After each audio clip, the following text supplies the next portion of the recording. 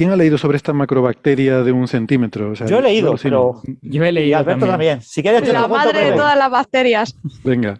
Si queréis, lo cuento yo brevemente, Alberto. Cuenta brevemente, sí, venga. Sí. Bueno, pero esto- es que, espera, Francis y breve no va en la misma frase. O sea, es que lo acabamos de ver. A ver, Lo el problema es acabamos que de ver. el problema es que este tema es imposible que sea breve. Sí, no, bueno, sí, más o menos. Es un ¿En tema que serio? deberíamos Sí. dejar para otro día. Pues No, entonces, te lo espera, puedes entonces lo contar. resumo yo. Han encontrado una bacteria muy, muy grande, que mide como 1 centímetro.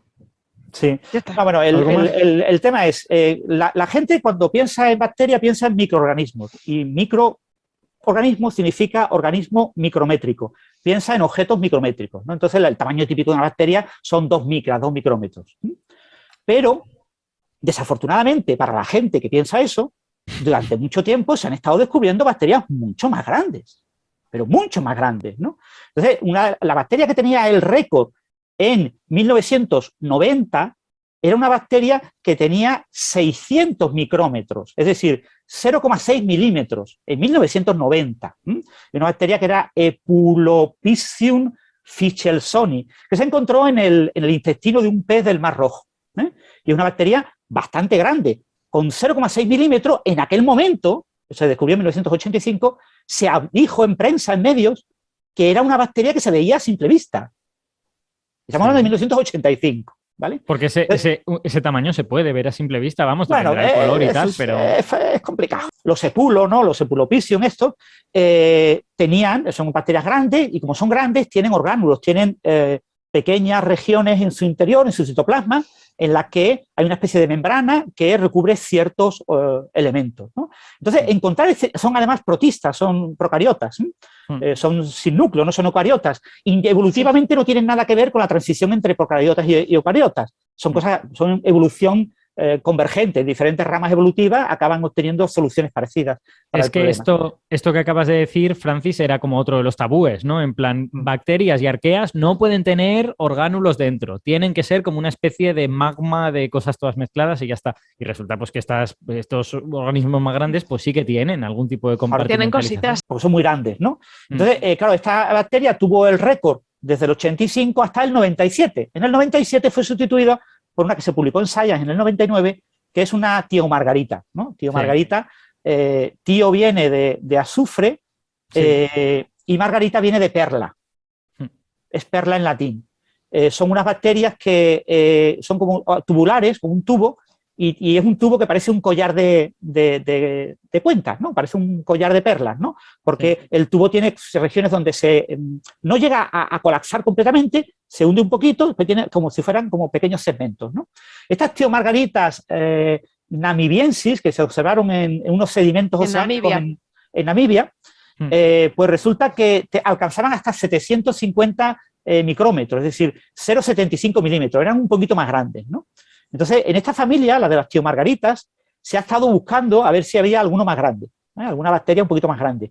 Y ahora pues se ha publicado una bacteria que es la tiomargarita magnífica es que es muy grande, que llega pues a unos 9.000 micrómetros, es decir, a unos 9 milímetros. Entonces, son unas bacterias de forma tubular. Claro, la bacteria es una bacteria, es decir, es un tubo, es como un pelo, sí, muy largo, exacto. Pero el grosor es extremadamente pequeño. El grosor pues es como la mitad de un pelo humano. O sea, es un objeto muy, muy delgadito, por eso es una bacteria. Y además, estas regiones, estos orgánulos internos que tiene, están como acoplados a la membrana, a la parte externa. Y entonces están como en sedimentos. Estas se han encontrado en manglares. La ha caracterizado una microbióloga mexicana, Silvina González Rizo. Y entonces son como pelos que están en el fondo, que están como moviéndose al ritmo del agua y que tienen como la parte metabólica de esos pequeños orgánulos en los que absorben y metabolizan diferentes sustancias, las tienen como en la pared, en la superficie. Entonces es como una bacteria, como tuviera la parte central, un tubito con la parte central más o menos hueca, o sea, tiene citoplasma pero no tiene casi nada, y todo lo importante lo tuviera cerca del borde. Entonces, para poderlo tener cerca del borde de la membrana, lo tiene que meter como encapsulado en pequeñas bolsitas.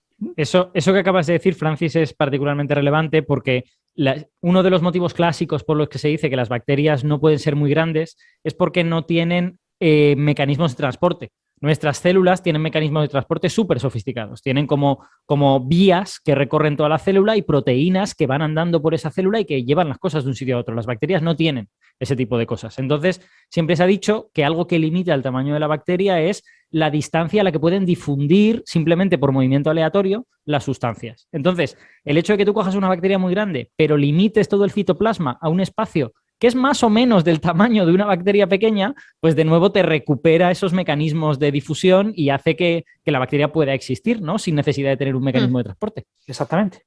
Y entonces, pues en ese sentido, pues es una bacteria un poquito grande, pero que probablemente no se han descubierto bacterias más grandes porque probablemente no se ha explorado en detalle este tipo de No hemos ecosistema. buscado, como diría una madre, no hemos buscado lo suficiente. Exactamente. En los próximos 10 años probablemente aparezca una bacteria aún más larga, ¿no? Es decir, las bacterias son microorganismos, pero aunque se llamen microorganismos, hay que olvidar que son micrométricos. Pueden tener alguna de sus dimensiones mucho más grandes que la escala de los micrómetros. Sí. Y poco más hay que decir de esto. Tienen muchos genes, unos 12.000 genes, que no es mucho para una bacteria, pero que tampoco es poco. Y bueno, son organismos que básicamente consumen metales, en concreto azufre, por eso se llaman tiomargaritas, y tienen unos orgánulos en los que acumulan azufre. Entonces, eso ha sido fácil de identificar. Se han observado esos orgánulos porque es fácil identificar el azufre y poco más se puede decir. Las imágenes al microscopio electrónico y al microscopio óptico pues parecen no dejar mucha duda de que eso parezca una bacteria y si lo han logrado reproducir en el laboratorio, pues que no lo sé, no recuerdo que lo hayan logrado, pero... No lo han logrado, por eso es candidata todavía. El paper habla todo el rato de candidatus, tío Margarita magnífica, y eso significa que no se ha podido hacer crecer. Sí. A mí hay una cosa que sí me gustaría señalar relacionada con lo que has dicho de que tiene muchas copias del genoma, que es que esta bacteria, y así como otras bacterias gigantes, no es la única, al ser tan grande, recurre a una serie de soluciones que son diferentes a las de una bacteria pequeña, ¿no? Una bacteria pequeña suele tener pocas copias de su genoma, bueno, habitualmente una, pero puede ser 2 o 3, y cuando se divide, se reparte esas copias del genoma de la forma apropiada para que cada una de las hijas pueda vivir. Estas bacterias tan grandes hacen otra cosa completamente distinta. Estas bacterias tan grandes tienen un citoplasma muy largo, muy grande, aunque sea muy estrechito, como hemos dicho, y en él hay un montón de copias del genoma, donde un montón en otros miembros de este género pues puede ser miles o decenas de miles. En tiomargarita probablemente sea centenares de miles de copias del genoma. Medio millón, hablan de medio millón. Exacto, muchísimas, ¿no? Y entonces, ¿qué es lo que hace cuando quiere reproducirse? Pues hace otra cosa completamente distinta. El trocito de la bacteria que está en el extremo del filamento, simplemente aquello se estrecha y en un momento dado se cierra y se crea como una nave, como un compartimento en el que solo hay pues unos cuantos miles de todas esas centenares de miles de copias y ese trocito se va y coloniza otro punto. Entonces, es una lógica distinta, ¿no? No tienes, este genoma es el mío, voy a copiarlo y cuidarlo y dárselo a mi hija, sino yo tengo un montón de copias del genoma, voy a cortar en un sitio y seguro que no sé cuántos miles se van ahí y se acabó, ¿no? Y eso también es lo que les permite ser tan grandes, ¿no? Quiero decir, cada copia del genoma, por esta difusión que yo he dicho, puede hacer mover, alimentar, entre comillas, a un trocito pequeño de la bacteria. Necesitas tener muchas copias, ¿no? Si tuvieras solo una copia del genoma en un extremo, sin un mecanismo de transporte, ¿cómo haces llegar las cosas de un sitio a otro, ¿no? Pues pones un montón de miles de copias. Con lo que al final, en realidad, esta bacteria con una célula gigantesca, bueno, gigantesca para una bacteria, hay células eucariotas más grandes de 2 centímetros, hay de hasta 20 centímetros, esta célula gigantesca en realidad es más bien una especie como de colonia de bacterias que comparten citoplasma. Es como si fuesen centenares de miles de bacterias que comparten un interior celular, ¿no? Claro, desde luego no hay individualidad, no hay manera de definir esa individualidad, es otra cosa, ¿no? Es otro tipo de organismo. Y eso tampoco es novedoso, porque también existen organismos eucariotas que comparte una misma célula, muchísimos núcleos y que en realidad estás hablando de una especie de colonia que comparte la misma célula, ¿no? O sea que nada de esto es novedoso en biología, pero sí que es verdad que es llamativo y que desafía a las definiciones que habitualmente hacemos de lo que una bacteria es o no es, ¿no? Y de alguna manera nos educa a no seguir esas definiciones a rajatabla.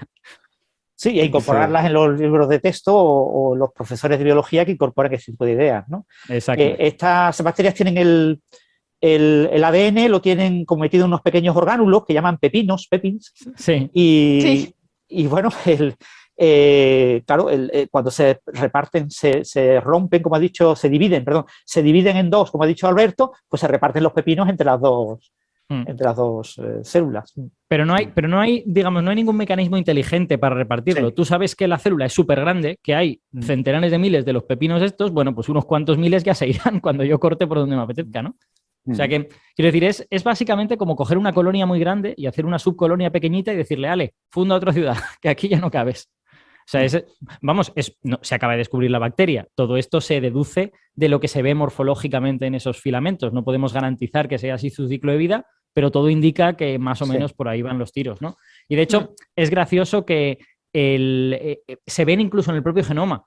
Cuando tú miras el genoma y ves el tipo de genes que encuentras un montón de genes asociados a la elongación de la célula y muy pocos genes asociados a la replicación y la unión, o sea, quiero decir, y la ordenación de los genes durante el periodo de replicación. O sea, es como si esta bacteria pasara de los mecanismos clásicos de replicación de otras bacterias, porque no le hacen falta, porque hace otras cosas, ¿no?